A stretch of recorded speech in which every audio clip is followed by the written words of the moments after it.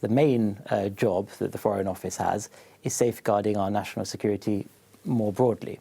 So, I would ask at the moment, why we ministers appear to be so caught off guard by this whole Iran crisis, for example. We have an excellent ambassador in Tel Aviv, Simon Walters. He's very well plugged into the Israeli system. He was following Israeli intentions vis-a-vis Iran for weeks.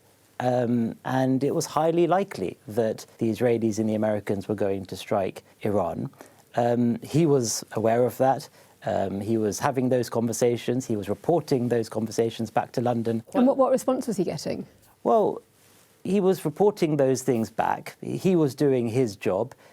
Clearly, officials can do some things, but ultimately ministers need to make the really big judgment calls around, for example, deploying military assets. And clearly we didn't do that. We could have done a lot more. But ministers seem to have either been caught off guard or actively didn't want to take those steps because they as I say, they are beholden in many ways to a very rigid interpretation of international law. The government did move Typhoon jets to Qatar back in January, and they did bolster their F-35 presence in Cyprus and forward deploy hundreds of troops. So I don't see how you can say that they didn't heed the warnings when they clearly did do something, just not enough.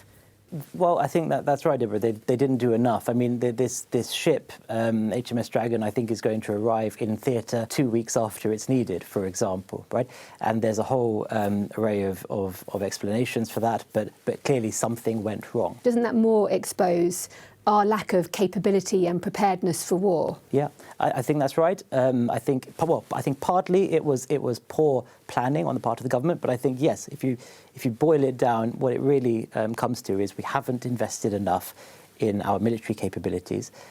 We've allowed them to be whittled down at precisely the moment that the world is in its most dangerous place in decades.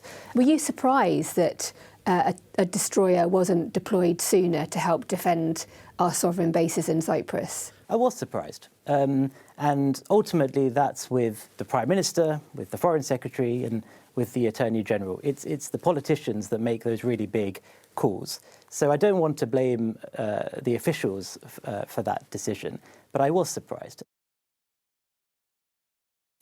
Well, responding to that interview, a UK government spokesperson said, as the Prime Minister outlined, the UK moved defensive assets to Cyprus and Qatar in January and February, including fighter jets, air defence missiles and advanced radar, to ensure we were in a heightened state of readiness in advance of any conflict beginning. Those jets were immediately put into the sky when strikes began, and we are reinforcing our military presence in Cyprus. This government's priority remains the safety of British nationals in the region and reaching a negotiated settlement on Iran.